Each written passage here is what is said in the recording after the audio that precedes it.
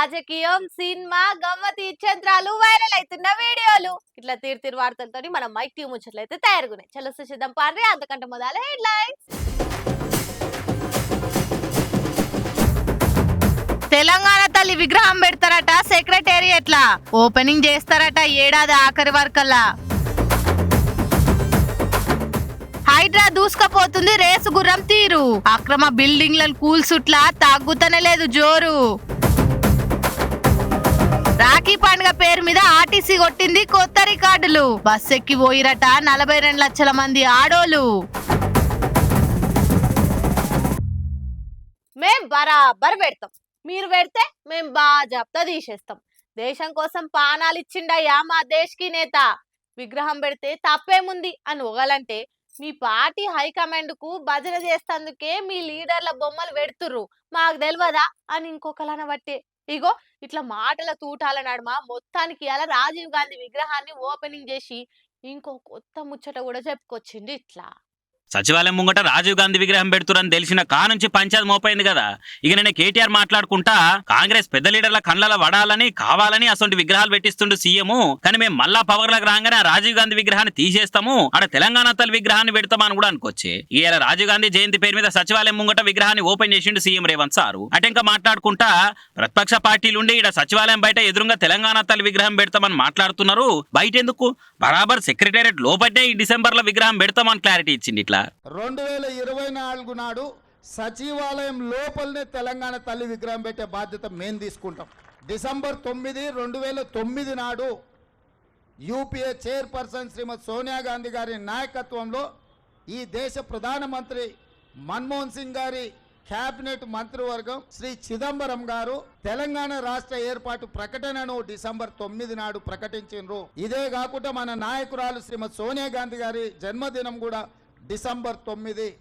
ఖచ్చితంగా తెలంగాణ తల్లి విగ్రహం సచివాలయం బయట కాదు, సచివాలయం లోపల తెలంగాణ తల్లి విగ్రహాన్ని ప్రతిష్ఠించే బాధ్యత నేను మా మిత్రుడు బట్టి విక్రమార్క గారు తీసుకుంటాం.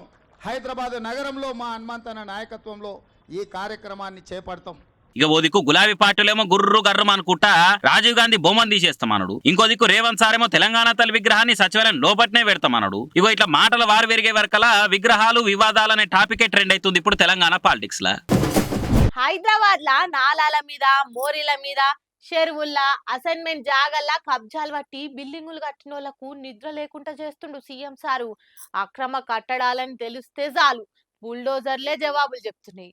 అక్రమార్కుల తాట తీస్తందుకు CM sir disaster response and assets monitoring protection అంటే హైడ్రా అని కొత్తగా పెట్టింది కదా, దానికి రంగనాథ్ సార్ ను కమిషనర్ గా అపాయింట్ చేసిండు. హైదరాబాద్ అక్రమ కట్టడాల భర్తం బట్టుడే హైడ్రా పని అన్నట్టు. ఇట్లా పెట్టుడే ఆలస్యము హైడ్రా బుల్డోజర్లతో దూసుకుపోతున్నది. ముఖ్యంగా చెరువులు కబ్జా పెట్టి అంతస్తులే బిల్డింగులు లేపిన వాళ్ళ బెండు తీస్తుంది. మీరు ఎవ్వరికన్నా ఫోన్లు కొట్టుకోరి, ఎంత తోపు మోత వర్లమని బిల్డప్ ఇచ్చుకోరి, మాకైతే జాంతానే అని అంటున్నది. సీఎం సార్ పుల్లు పవర్ ఇచ్చే వరకు బ్రేకులు లేని బుల్డోజర్ లెక్కనే తొక్కి పడేస్తా అన్నట్టు ముంగటి పోతున్నది. మొన్న హైదరాబాద్ దానం నాగేంద్రన్న అన్సార్లు అక్రమంగా బిల్డింగ్ ను కూడా బిల్కుల్ మిగలకుండా కూల్చేసిరు. అలా తరపున మాట్లాడనీకే పోయి హైదరాబాద్ బెదిరించిన ఎమ్మెల్యే దానమన్న మీద కూడా కేసు పెట్టిరు. సీఎం కు కంప్లైంట్ చేస్తా అన్న కూడా లేదు. ఆ తీరులో ఉక్కుపాసం మోపుతున్నారు. అయితే బీఆర్ఎస్ వాళ్ళు మాత్రం మా మీదనే టార్గెట్ పెట్టి మా బిల్డింగులను కూడా కొడుతున్నారు, కాంగ్రెస్ వాళ్ళు జోలికే పోతలేరని తిప్పిపోస్తున్నారు. మంత్రుల బిల్డింగులు కూడా ఉన్నాయి కదా, వాళ్ళ జోలికి ఎందుకు పోతలేరని అడుగుతున్నారు. హైదరాబాద్ ఏమో రూల్ ప్రకారం లేకుండా కట్టిన వాటిని మాత్రమే కూలుస్తున్నాము, సక్రమంగా ఉన్న బిల్డింగుల జోలికి ఎందుకు పోతామని కౌంటర్ ఇస్తున్నారు.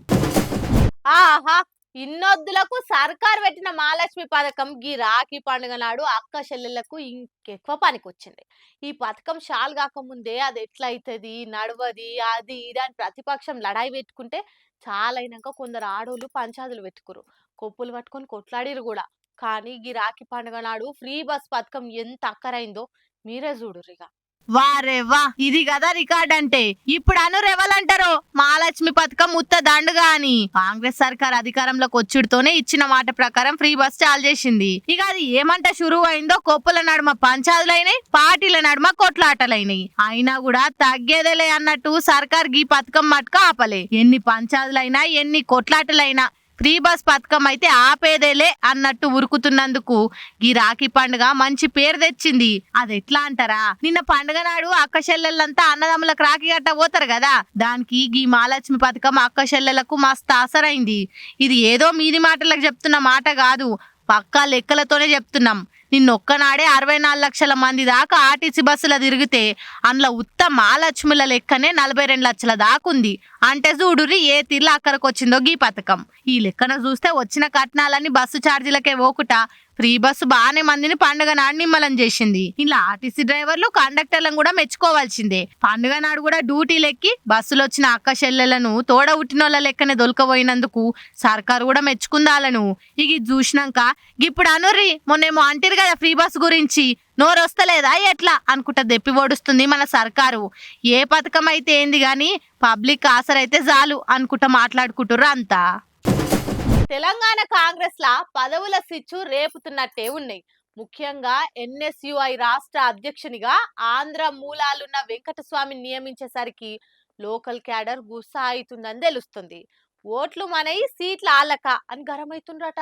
ఎన్ఎస్యుఐ రాష్ట్ర అధ్యక్ష పదవి కాంగ్రెస్ లో సెగలు రేపుతున్నట్టే ఉన్నది. ఆంధ్ర మూలాలు ఉన్న వెంకటస్వామి అనేట ఆయనకు అధ్యక్ష పదవిని కట్టబెట్టింది హైకమాండ్. ఆయన ఆంధ్రాలో ఉన్న చీరాల అని చెప్తున్నారు. తెలంగాణలో ఎన్ఎస్యుఐ ప్రెసిడెంట్ అయ్యే అర్హత ఒక్కరికి లేదా, తెలంగాణలో కర్వేర్రా అని సొంత పార్టీలో గరమెత్తురని అంటున్నారు. ఇదే ముచ్చట మీద ఢిల్లీలో రాహుల్ సార్ కు సీఎం రేవంత్ సార్ కు లెటర్ రాసిర్రు ఎన్ఎస్యుఐ కార్యకర్తలు. తెలంగాణలోకే పదవి కట్టబెట్టాలి గానీ పరాయ రాష్ట్రం నుంచి వలస వచ్చిన లీడర్ల కట్టబెట్టొద్దు సార్ అని ఉత్తరం రాసిర్రు. అయితే ఎన్ఎస్యుఐ అధ్యక్షునిగా నియమితులైన వెంకటస్వామి ప్రమాణ స్వీకారం చేయాల్సింది ఉండే. అయితే ఇట్లా అంతటా వ్యతిరేకత వస్తుందని ఇయాలని పెట్టుకున్నట్టు తెలుస్తున్నది. ఇక నవేటోలము కూడా బోర్ల పడ్డట్టు తెలంగాణలో లీడర్లే లేనట్టు తెలంగాణ అసెంబ్లీ కోట రాజ్యసభ సీటునేమో రాజస్థాన్ కాంగ్రెస్ లీడర్ అభిషేక్ మను సింఘ్వికి కట్టబెట్టిరు. ఇప్పుడు ఎన్ఎస్సీఏ పదవినేమో ఆంధ్రానికి అప్పచెప్తున్నారు. కోట్లాది మంది కొట్లాడి తెలంగాణ తెచ్చుకున్నది పరాయాలో నెత్తి మీద పెట్టుకునే తందుక అని ప్రతిపక్ష పోలు గరమెత్తున్నారు. కాంగ్రెస్ వాళ్ళ దాంట్లో సమర్థులుంటే పరాయ రాష్ట్ర పోలకు పదవులు ఎట్లా వస్తాయని తెప్పొడుస్తున్నారు. కందగలేని దుర్ద కత్తిపీటకి ఎందుకన్నట్టు కాంగ్రెస్ క్యాడర్ కు కాంగ్రెస్ లీడర్లకు లేని బాధ ప్రతిపక్ష పోలకి ఎందుకో అని కాంగ్రెస్ వాళ్ళు కౌంటర్ ఇస్తున్నారు. ఇక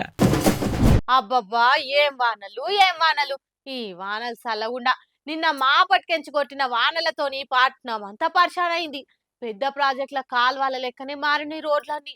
దానికి తోడు తెల్లారంగా కొట్టిన వానలకైతే పట్నం గల్లీలైతే వరద వారుతున్న నదుల లెక్కనే మారినాయి. బండ్లు కార్లు అయితే చెత్త చెదారం లెక్కనే కొట్టుకుపోయినాయి. హైదరాబాద్ లో పడ్డ కుండపోత వానకు పట్టణమంతా ఆగమాగం అయిపోయింది. బంగాళాఖాతంలో అటు అరేబియా సముద్రంలో 2 దిక్కుల తుఫాన్లు లేసే వరకు తుక్కు రేగొట్టినాయి వానలు. మొగుల మీద మోటార్లతో ఎత్తిపోసినట్టే దంచి కొట్టింది. పట్టణంలో ముత్తమంత వానకే అన్ని మునుగుతాయే. ఇక దంచి కొడితే ఎట్లుంటది పరిస్థితి? ముజీరాబాద్ రామ్నగర్ దిక్కైతే వరద అందరినీ భయపెట్టింది. ఇంటి ముంగడ పెట్టుకున్న కార్లు బండ్లు కట్టెపూల లెక్కనే కొట్టుకుపోయినాయి. పాపం అన్నైతే కారు కొట్టుకపోకుండా తాళతో కట్టేసుకున్నాడు. ఇట్లా ఇక ఇంకొక అన్నైతే గిన బండి వేసుకొని పోతుంటే వరద ఎగదన్నుతే బండితో సహా పర్లాంగు దూరం కొట్టుకుపోయిండు. ఇక తొవ్వంటి పోతున్న వాళ్ళు ఉరికొచ్చారు కాబట్టి సరిపోయింది. కానీ లేదంటే అన్న పరిస్థితి ఎట్లుండేనో ఏడదేలుతుండేనో. ఇక ట్రాఫిక్ అయితే చెప్పవశమే లేదు. చిన్న వానకే చిత్తడైతది. ఇక జడివాన కొట్టే వరకు జడుసుకుడ్రు అంతా. కిలోమీటర్ దూరానికి 2 గంటలు పట్టింది నిన్న మాపటి నుంచి. అయితే ఇక వాటర్ లాగింగ్స్ లేకుండా 7 కాడ ఎన్డీఆర్ఎఫ్ వాళ్ళు ఎప్పటికప్పుడు నీళ్లు సాఫ్గా పోయేటట్టు కష్టపడుతున్నారు. జిహెచ్ఎంసీలు బాగానే తనలాడిర్రు. సీఎం సారు బల్లకు సెలవు ఇచ్చిండు. పొద్దుగాల ఆఫీసులకు పోయేటోళ్ళు ట్రాఫిక్ భయానికి మెట్రో తవ్వ పట్టిర్రు. దాంతో మెట్రోలో ఉక్మారవ్వ వస్తే రాళ్ళంత జనం పోయిర్రు. ఈ ఏడాదిలో ఇదే పెద్ద వానని వాతావరణం కూడా చెప్తున్నారు. ఇక ఏమంటే ఆషాఢం వచ్చి శ్రావణం వచ్చిందో పూజలు అప్పుడే షురు అయినాయి. ఇక కొందరు అయితే అమ్మవారి విగ్రహాలు పెట్టుకొని పూజలు చేస్తుంటారు కదా. కొన్నొద్దులైతే శావితి నాడ అంతటా వినాయకుని విగ్రహాలు పెట్టుకొని నవరాత్రులు పూజలు చేస్తారు కదా. కానీ ఇప్పుడే విగ్రహం పెట్టిర్రు. అది కూడా ఈడ కాదు ఆడ కాదు, ఏకంగా అమెరికాలని. మళ్ళీ ఆ దేవుడు ఎవరో తెలిస్తే మీరైతే నోరు తెరుస్తారు పక్కా. పుట్టిన సంటిపోర నుంచి మొదలు పెడితే పెద్ద మనుషుల దాకా చాలా మంది ఆ అంజన భక్తులే ఉంటారు. శనివారం వచ్చిందంటే చాలు 10 కొట్టేదాకా మంచం దిగనోళ్ళు కూడా పొద్దుగాల 6 గంటలకే నెత్తికి పోసుకొని గుడికి పోతారు. అగో అంత భక్తి ఆ అంజని పుత్రుడంటే అందరికి. ఇగో ఆ అంజన భక్తులందరూ తప్పక చూడవలసిన ముచ్చట్నే ఇది.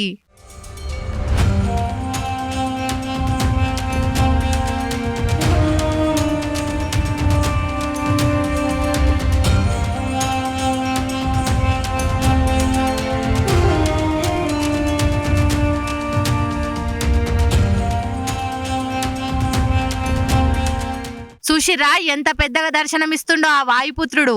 ఇది మనతాను అనుకుంటే మాత్రం మీరు పాపుల కాలేసినట్టే. ఇది ఈడగాదు ఆడగాదు, సీదా అమెరికాలున్న టెక్సాస్ లో పెట్టిర్రు ఈ 100 అడుగుల వీరాంజనేయుని విగ్రహం. ఈ విగ్రహానికి స్టాచ్యూ ఆఫ్ యూనియన్ అని పేరు కూడా పెట్టిర్రు. ఇక ప్రతిష్టాపన చేసేటప్పుడు భక్తులంతా గిట్ల గాలి మోటార్ ఎక్కి పూలు జల్లిర్రు. ఈ వీడియో ఇప్పుడు బగ్గ వైరల్ అవుతుండే వరకు సముద్రాలు దాటినా భక్తి మాత్రం మారది. జై బజరంగ్ బలి అనుకుంటా కామెంట్లు చేస్తుర్రు ఆ అంజన్న భక్తులంతా. సుశిరానులా నేను పట్టుకొచ్చిన ముచ్చట్లు ఎట్లున్నాయో ఇంకిన్ని ముచ్చట్లతోటి మళ్ళా కలుద్దాం. అప్పటిదాకా చూస్తూనే ఉండు మైక్ టీవీ ముచ్చట్లు.